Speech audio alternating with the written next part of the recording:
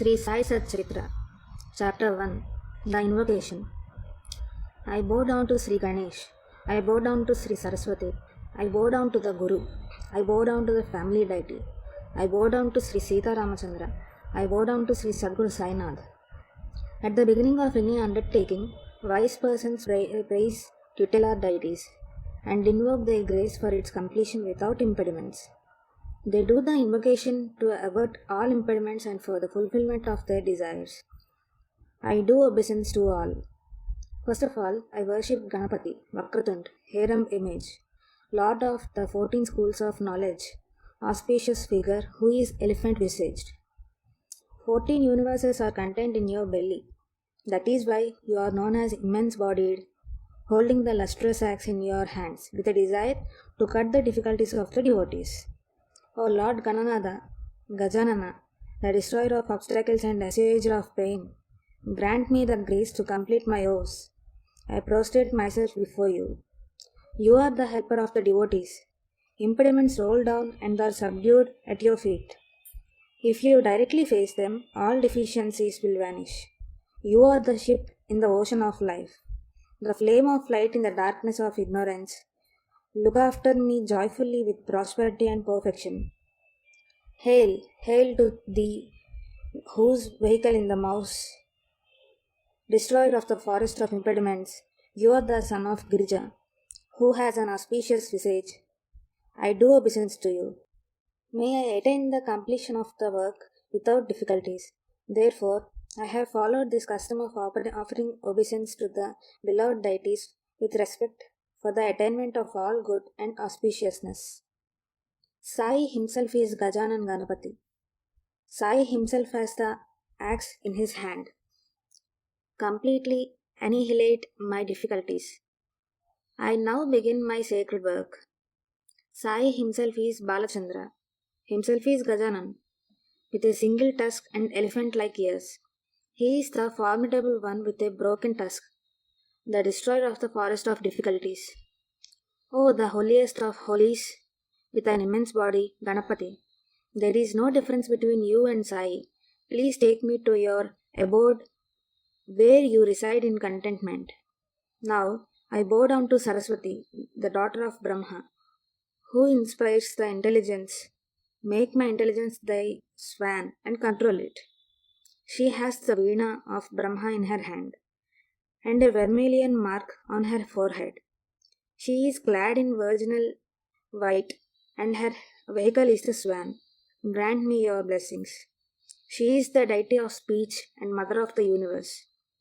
Without her grace, no literary activity is possible, and without her blessings, I will not be able to write these sacred verses. The mother of the universe is the source of the Vedas. She is the splendor of knowledge and the excellence of the mind. May the nectar of the Sai Satcharitra be drunk by the people through me. Sai himself is the divine Saraswati, holding the Om chanting veena in his hands, and himself sings the story of his own life for the salvation of the devotees. Obeisance to Brahma, Vishnu, and Shankara, respectively, representing creation, preservation, and destruction of the universe, and epitome of Raja, Sattva, Tama. O Sainath, light incarnate for us you are Ganesh, Lord of Savitri, Ramesh, and Umesh. You are the Sadguru for us. You are the ship to carry us across life's ocean. We, the devotees, are its passengers. Take us to the yonder shore. Without some good deeds of the past births, how would we have got such a place at your feet? My obeisance to the family deity, Narayana Adhinada, dweller of the milky ocean and remover of all sorrows. Parashuram reclaimed the ocean and created a new land, which is called Konkan. There appeared Narayan. I am totally dependent on Narayan, the indweller of all beings, who controls all the living beings and protects them with his merciful glance for his inspiration. I am totally dependent on Narayan, the indweller of all beings, who controls all the living beings and protects them with his merciful glance for his inspiration. Similarly, I make obeisance with utmost respect to my original ancestor, a great sage of Gaud region, who was brought by Bhargava for the completion of his sacrifice or yajna. Now I bow down to the king of rishis, Bharadvaj, who is the founder of my Gotra, belonging to the Rigveda branch. Shakal being our ancestral name, the Brahmin caste hailing from God. Further, I bow down to the Brahmin, the incarnation of the Supreme Brahman, and then to Yajnavalkya, Bhrigu, Parashar, and Narad, the best of the yogis. Also, obeisance to Vyas of the Vedas fame, Parashar, to Sanak Sanandan, Sanat Kumar, Sukha, Saunak, the composer of the sutras, to Vishwamitra and Vasista, and also to Valmiki, Vamdev, Jamini, Vaishampayan, and others. I prostrate myself at the feet of the 9 great yogis and munis. I now make my obeisance to the saints and virtuous Nivritti, Dhyaneshwar, Muktabai, Sopan, Eknath, and his Guru Janardana, Tukaram, Kanha, and Narahari. This book will not suffice if I name every saint. Therefore, I bow down to all of them and pray for their blessings. Now, I bow down to Sadashiv, my grandfather of lustrous piety, who stayed forever at Badri Kedar, believing that this worldly life was useless. Now, I bow down to my father, who always worshipped Sadashiv, wore the Rudraksha necklace around his neck, and whose Ishtadevata was Shiva. Now I bow down to the one who gave me birth, my mother, who cared for me and took pains day and night. How many of her obligations can I remember now? She left me when I was a child, and my paternal aunt took the trouble to bring me up with great forbearance. I rest my forehead at her feet, who was all the time engrossed in the remembrance of Hari. I lay down my forehead at the feet of the eldest brother, of matchless brotherly affection, who would have laid down his own life for my sake. Now I bow down to the listeners and request their concentration. If they are inattentive, how will I get satisfaction? Whenever the listeners are intelligent and appreciate and are eager to listen to the narration, then by and by the narrator becomes more and more enthusiastic. If you are inattentive, then what is the purpose of this narration? Therefore, I prostrate myself and beg of you to listen with a joyful heart. I have no knowledge of the etymology, nor am I well versed in the scriptures, neither have I heard various holy tales. You are fully aware of all this. I know my own shortcomings and know my unworthiness. Yet to fulfill my promise to the Guru, I am making these efforts to write the book. My conscience tell me I am like a blade of grass before you, but please accept me as your own by being merciful to me. Now I recall the Sadguru, bow down to his feet with love and surrender my body, speech, and mind to him, who is the giver of wisdom and inspiration. Just as when we sit for meals, the sweet dish is served at the end. In the same way, I make obeisance to the Guru as a sweet ending to my prostrations. Om. Obeisance to you, Sadguru Raya, abode of rest for both the movable and immovable. You, the dwelling place of the world, are the compassionate one. The earth, the 7 islands, 9 continents, the 7 heavens, and the neither world are all born out of the Hiranyagarbha, that itself is the famous Brahmand. The Sadguru dwells far beyond what is known as the Maya, which that Brahman creates here, and which is invisible or illusory. The Vedas have been unable to describe his greatness and are therefore silent. The devices and niceties of evidence fall. The Vedas have been unable to describe his greatness and are therefore silent. The devices and niceties of evidence fail. Whenever I use any metaphors to compare you, you have those very attributes. Whatever the eyes see is all that you have created yourself. Sri Sainatha is such the compassionate and powerful Sadguru who can be known by the inner self. All transcendent, eternal one, to you I bow. Obeisance to you, the best of all, ever blissful, fully contented, self effulgent, abode of auspiciousness, self realized, teacher of teachers. Obeisance to you, the best of all, ever blissful, fully contented, self effulgent, abode of auspiciousness, self realized, teacher of teachers. The Vedas and Shrutis remain silent in their effort to praise you.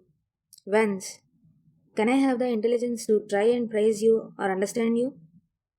Hail, hail, Sadguru, treasury of mercy. Hail, hail, dweller on the banks of the river Godavari.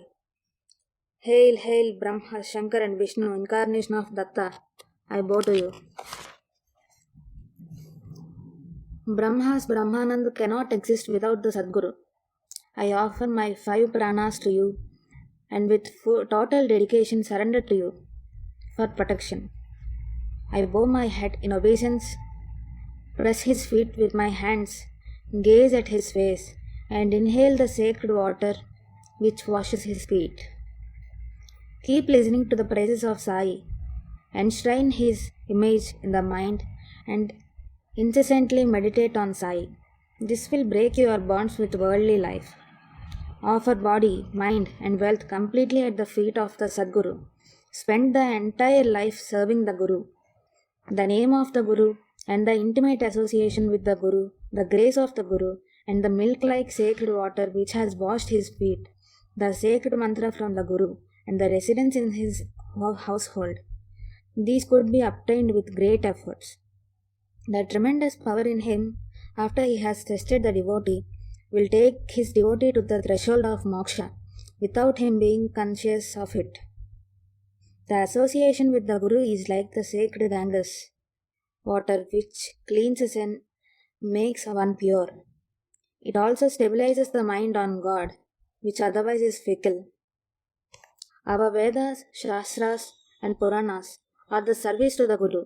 Our yoga, sacrifice, and penance take us towards the feet of the Guru and are means of deliverance. Our Vedas and Shastras are none else than the pious name of Sri Sadguru. Our mantra is Sai Samartha. This is also our mystical contrivance and mystical worship. The Brahma is real, is experienced every day. That the world is an illusion is a daily awareness. Sai grants this state of heavenly bliss to his devotees. That Brahma is real, is experienced every day. That the world is an illusion is a daily awareness. Sai grants this state of heavenly bliss to his devotees. The joy of the Supreme Soul and its realization, the condition of identity with Brahmanand. All that is tangled verbiage. What is required is the condition of permanent blessings or permanent bliss. Whosoever has embedded that state of mind and continues to remain in the same condition and has peace and contentment, that state itself is self-realization. Sai is the mine of blissfulness. A fortunate devotee has no dearth of the supreme bliss. Such a devotee is fulfilled like the ocean, Shiva and Shakti, Purusha and Prakriti, the vital airs and their motion, the lamp and its lustre. To perceive duality in this is to distort the nature of the pure Brahman. They are the same. The Vedic saying is, Brahman does not delight in being alone and desires to be manifold. This is born duality and is again enjoined in unity. In the state of pure Brahman, this is neither the Supreme Soul nor the nature. Where the sun abides, how can there be day and night?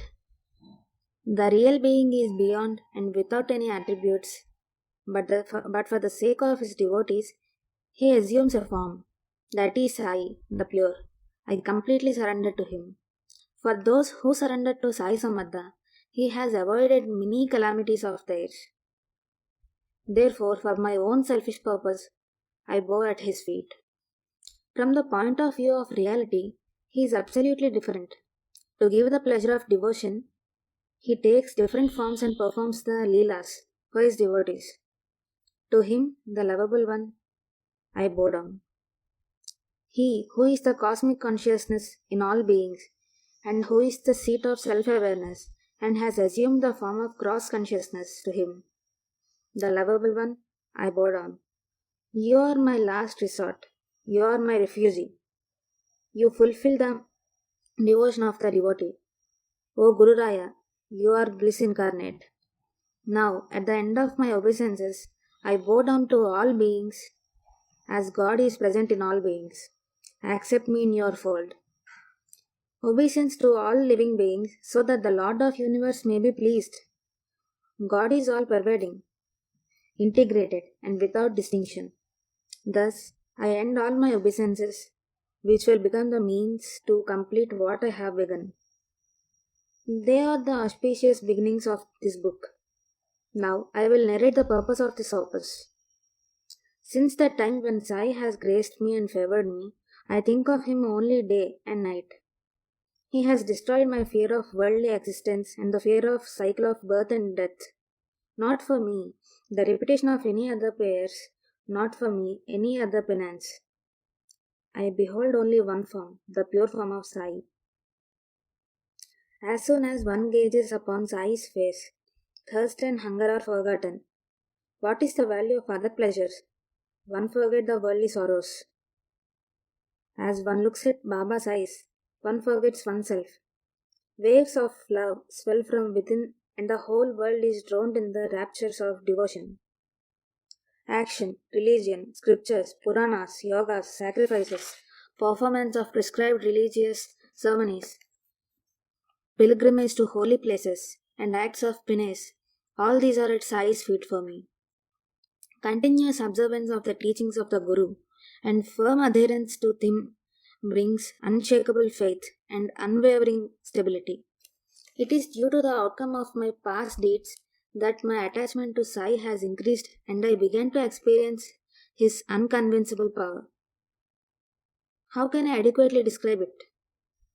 That power which creates devotion and attachment to Sai's feet also leads to detachment while participating in worldly life and gives great bliss. Different ways of devotion has been described by various people. I will speak briefly of its nature and characteristics during the course of the narration according to my aptitude. To realize the harmonious connection with the inner self is the foremost form of devotion. Say, those who are learned in the Vedas and the Shastras are the knowledgeable spiritual guides. Puja and Archana for the love of God are the ways to express devotion, are preached by Parashar and Vyasa. This is also another form of worship. That is also another form of worship. For the sake of the Guru, collect flowers such as Parijat and others from the garden, sweep the courtyard of the Guru's abode, and sprinkle water and smear it with the wash of cow dung.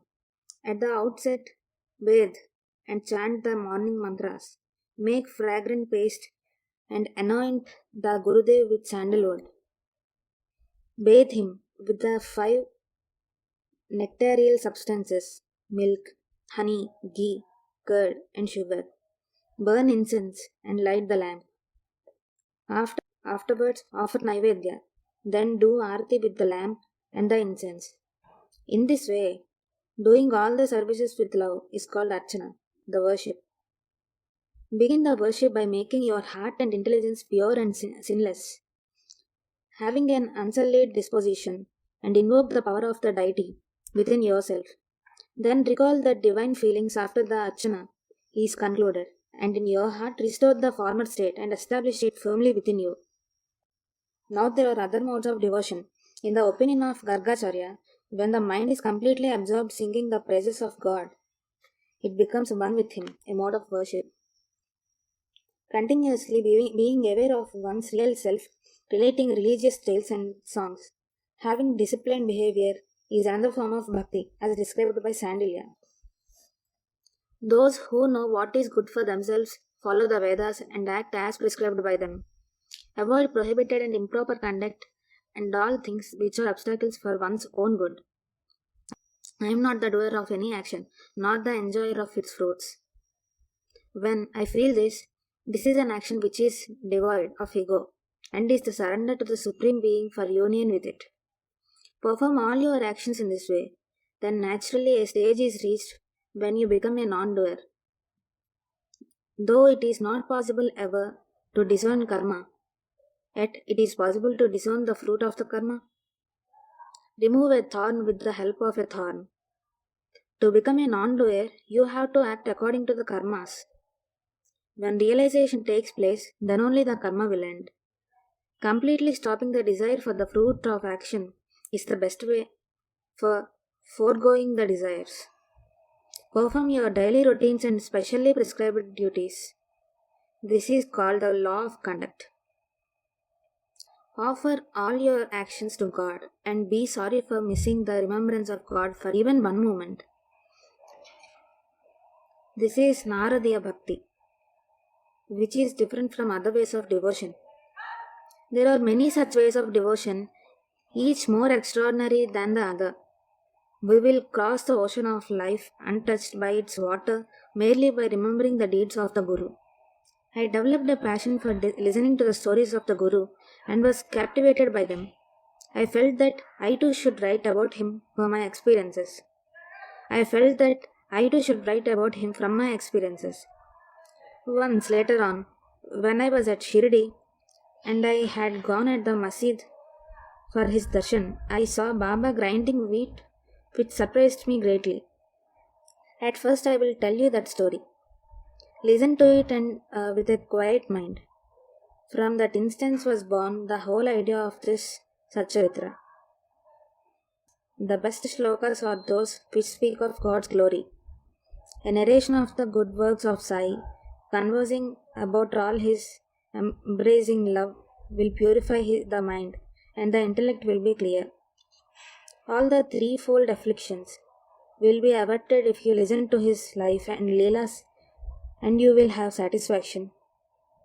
Those who are distressed by the threefold afflictions and those who are inclined towards the attainment of salvation seek refuge at his feet and pleasure and are then enriched by spiritual experiences.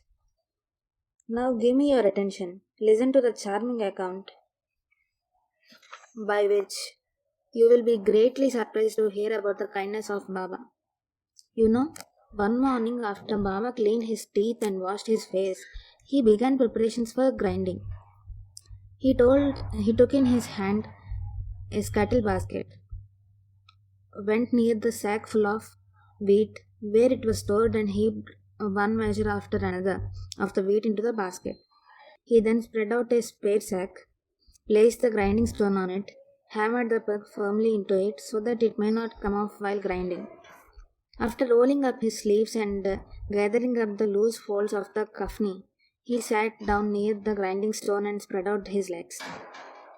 I was greatly surprised and questioned the purpose of this grinding by one who had no possessions nor any wherewithals. Why should he think of doing this? May that be whatsoever. Holding the peg in his hands, with his head bent down, Baba with his own hands started turning the grinding stone and unhesitatingly turned out the floor, as if crushing the inimical forces. Many a saint I have seen, but none who was a grinder. He alone knew the pleasure and novelty derived from grinding wheat. The onlookers were filled with awe, but nobody dared to ask him what he was doing. No sooner than the news spread in the village that men and women actually came running. All the women who came running were tired. 4 of the women climbed up the steps of the masjid hurriedly and forcibly took away the peg from Baba's hands.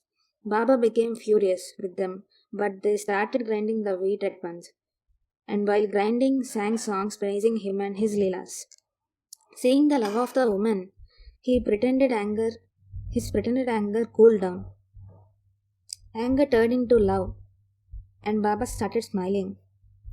4 seeds of wheat were ground, and the basket was empty. Then the fancies of the woman began to dance uncontrollably. Baba does not make chapatis. He goes about as a mendicant. What will he do with the wheat flour? Conjectured. The woman conjectured. Baba has neither wife nor child. Baba is all alone. He has no household or family. Why so much flour? One of them said, Baba is exceedingly kind. This Leela is only for our love's sake. Right now he will distribute this flour entirely to all of us. Now he will divide it into 4 parts, one for each of us. All of them are building such castles in the air. Baba's port he alone knows. No one can gauge the extent of it. But the women's greed to loot Baba's rose. The floor was spread out and the wheat was used up. The grinding stone was placed against the wall. The floor was filled into the scuttle basket by the women, with intent to carry it to their respective homes. Till then, Baba did not utter a single word. When the 4 of them divided the floor into 4 parts, then folks listened to what he said. You are mad with greed. What are you taking and where? Do you think it belongs to your father? Now go to the boundary of the village and throw away the floor there. You good for nothings have come running to loot me. Did you give the wheat on loan? That you want to take any of the floor?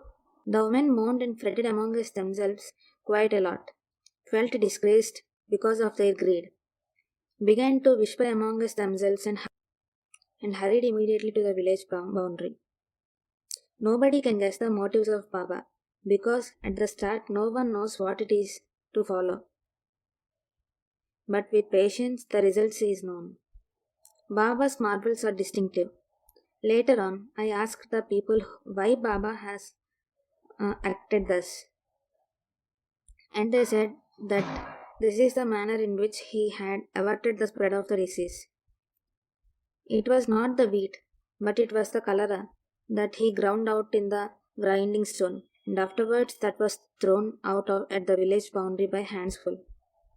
The floor was thrown on the banks of the stream. Since that time, the disease receded. Promptly the bad days passed away. This was the expertise of Baba. The village was affected by the epidemic of cholera, for which Sainath had found this remedy. This disease was totally eradicated and peace was restored in the village. Seeing this spectacle of grinding, I was taken aback. How can the cause and effect be related? How can the proof be found? What could be the connection between wheat and disease? Having seen this inconceivable incident, I thought of writing this book. Like the waves of the sea, love upsurged within me, and I felt like singing the sweet tale of Baba to my heart's content. Hema surrenders to Sainath. The auspicious invocation ends here with obeisance to relations, friends, and saints. Obeisance forever to the Sadguru. In the next chapter, I will speak about the purpose of the book and give me insight into the capacity and the commitment to the best of my ability. The listeners should listen to it with concentration. Likewise, the listeners and the writer will be benefited by this Sri Sai Satcharitra. Who is this writer, Hemat Pant, will become clear later on. May there be well-being. This is the end of the first chapter named The Invocation of Sri Sai Satcharitra, composed by the devotee Hemat Pant, impelled by the saints and the virtuous people. This is offered to Sri Sadguru Sainath. May there be auspiciousness. Hope you found worth listening to this audio. If you want to get more and more chapters of Sai Satcharitra, please like, share and subscribe to our channel. Thank you.